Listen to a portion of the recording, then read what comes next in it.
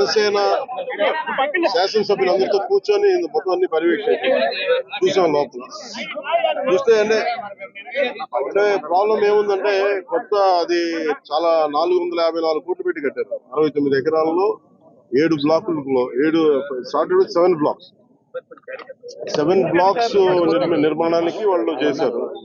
అది కూడా ఏం చేశారంటే ఎక్స్టెన్షన్ ఆఫ్ ఎగ్జిస్టింగ్ రిసార్ట్ కింద చెప్పారు. వాళ్ళు గవర్నమెంట్ జీవోలో ఏముందంటే redevelopment of existence resort, that's how they have raised the bill. దాంట్లో 2 బ్లాకులే పెట్టారు. ఫస్ట్ వాళ్ళు పెట్టింది ఏంటంటే 7 బ్లాక్స్ లో బడ్జెట్ ఒకదానికి 90 పైన, ఇంకో దానికి 70 పైన, 2 ఫేజెస్ లో ఇంతే. వాళ్ళు స్టార్ట్ చేసినప్పుడు 164 కోట్ల రూపాయలు, 164 కోట్ల రూపాయలతోటి 7 బ్లాక్స్ కట్టేటప్పటికి అది ఆ 7 బ్లాక్స్ గా పూర్తి చేయాలి.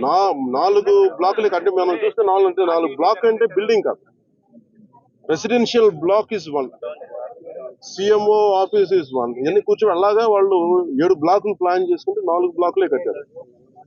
7 బ్లాకులకి వాళ్ళు ప్లాన్ చేసినప్పుడు 92 కోట్లు ఫస్ట్ ఫేజ్, రెండో ఫేజ్ 53 కోట్లు. సో రెండు కొంచెం అటు ఇటుగా పెడితే 160 కోట్ల పై చిలుకు వాళ్ళ ఒరిజినల్ ప్లాన్. అది ఏదైనా సరే ఇంకో చోట పైకి వెళ్ళిందంటే ఒక 2 అవుతుంది.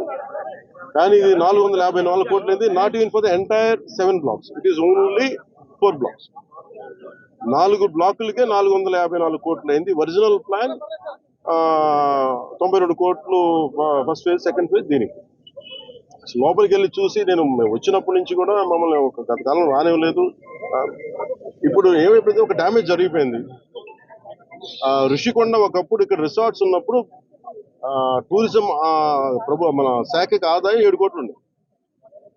సో 7 కోట్ల ఆదాయం కోల్పోగా ఇప్పుడు అదనపు భారం 453 కోట్లు పడి ఇప్పుడు కరెంటు బిల్లు ఆదాయ మన సంవత్సరానికి కట్టాల్సిన ఇంకా ఉపయోగించకుండానే జస్ట్ అది లైట్ లేసి అప్పుడప్పుడు ఏసీ లాంచ్ చేయడానికి ఉట్టినే జస్ట్ ఆన్ చేసి ఆఫ్ చేయడానికి పనిచేస్తున్నది సక్రమంగా అనుకోవడానికి అది సంవత్సరానికి ఒక ₹1 కోటి పైన 15 లక్షలు అవుతుంది. దాని బట్టి అబ్జర్వ్ ఈ మెయింటెనెన్స్ వీటికి 1.5 కోటి అవుతుంది, జస్ట్ మేయర్ మెయింటెనెన్స్. ఇదివరకు 7 కోట్ల ఆదాయం. ఇప్పుడు మేము అన్ని చూసిన తర్వాత లోపల వెళ్ళి పర్యవేక్షిస్తే ఇప్పుడు దాకా అది వాళ్ళు డ్యామేజ్ చేశారు. ఈ టాయిలెట్స్ ఎన్ని కోట్లు, టబ్బు ఇవన్నీ ఇంకా అయిపోయినాయి, ప్రజల్లోకి వెళ్ళిపోయినాయి. ఇప్పుడు మా కుటుంబ ప్రభుత్వం నుంచి మేము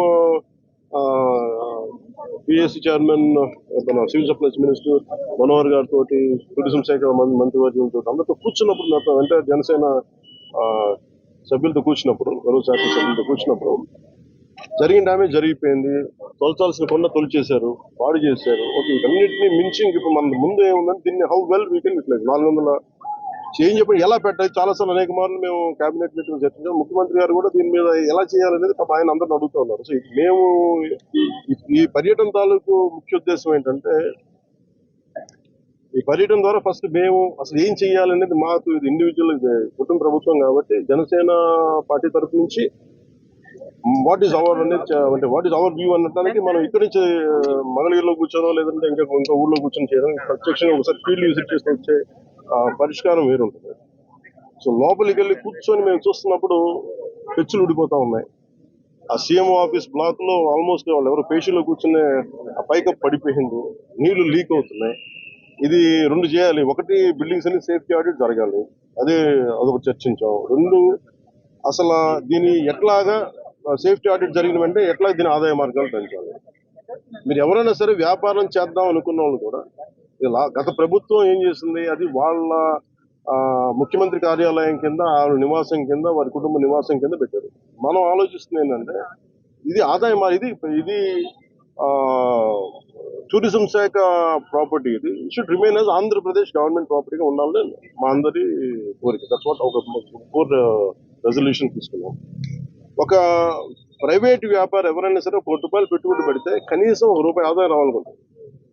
దీని మీద 453 కోట్ల రూపాయలు పెట్టుబడి పెట్టి కనీసం ముందస్తుగా ఏం చేయాలి, అసలు బ్రేక్ ఈవెన్ ఎప్పుడు అవుతుంది, ఇది ఆదాయం ఎప్పుడు మారుతుంది అనేది ఏం చెప్పంటే మన మైస్ అనేది ఒక యాక్రోనిమ్ చెప్పారు. ఏంటంటే MICE acronym meetings, incentives, exhibition and conference. అంతేనా? ఇది ఏంటంటే Dubai is a MICE destination అంటారు. అలాగే వైజాగ్ ఇది మన మీటింగ్స్ కానీ లేదంటే ఏదైనా పెట్టుబడులు పెట్టడానికి ఇన్సెంటివ్స్ ఇవ్వడానికి కానీ లేదంటే కాన్ఫరెన్స్ పెట్టుకోవడానికి బ్యూటిఫుల్ ప్లేస్ కాన్ఫరెన్స్ పెట్టుకోవడానికి లేదంటే ఎగ్జిబిషన్స్ పెట్టుకోవడానికి వీటన్నిటికీ కూడా డెస్టినేషన్ మ్యారేజ్ వీటన్నిటికీ ఉంటుంది. దాంట్లో భాగంగానే దీన్ని మైస్ ఈవెంట్ టోటల్ పాలసీలు దీన్ని పెడితే బాగుంటుందని కోరిక. అలా కాకుండా మనం 453 కోట్లు పెట్టి దీన్ని ఒక ఎగ్జిబిషన్ లాగా అందరూ అంటే మేము ఇచ్చిన మేజర్ ప్రపోజల్ ఏంటంటే మేము తీసుకున్న మేజర్ రెజల్యూషన్ ఏంటంటే it is not about football. మనం టికెట్లు పెట్టేస్తే ఎంత వస్తుంది బాగా ఉంటుంది తప్ప ఈ 450 అంటే నేను ప్రభుత్వం should think like proper business. నేను టూరిజం శాఖ కూడా అదే చెప్పాను. మీరు 453 కోట్లు ప్రజాధనం పెడితే 453 కోట్లు ఎప్పుడు బ్రేక్ ఇన్ అవుతే అది ఎప్పుడు ఆదాయం వస్తుంది. ప్రభుత్వం నుంచి తీయడం కాకుండా అందుకని దీన్ని డెస్టినేషన్ మీటింగ్స్ లేదంటే అన్ని కలిపి ఈవెంట్ చేయాలి. దీని మీద కూర్చోబెట్టి ఇమీడియట్ గా దీన్ని ఈ వింటర్ లోపు దీన్ని ఒక నిర్ణయం తీసుకుని నాకు ఎందుకంటే నాకు ఈ టెండర్స్ ఎలా చేస్తారో నాకు తెలియదు నాకు అవగాహన లేదు కాబట్టి దాని మీద అందరూ కూర్చొని చర్చించమని చెప్పారు. ఇది మేము గౌరవ ముఖ్యమంత్రి గారికి దీన్ని మా రెజల్యూషన్ తెలియజేస్తాం. అది ఎందుకంటే వాళ్ళు కూడా మన ముఖ్యమంత్రి గారు కూడా ఏమంటారంటే చాలా సార్లు మీరు ఏదైనా ఒక ప్రపోజల్ తోటి ఒక సలహాతో రండి మేము తీసుకెళ్తాం. ఇది అనేక పర్యాలు కేబినెట్ మీటింగ్ చర్చ దాంట్లో భాగంగా మేము ఇక్కడికి వచ్చి కూర్చొని ఇది కుటుంబ ప్రభుత్వం జనసేన ప్రపోజల్ గా దీన్ని ఎలా చూస్తున్నాం అనేది వారికి తెలియజేస్తాం. అలాగే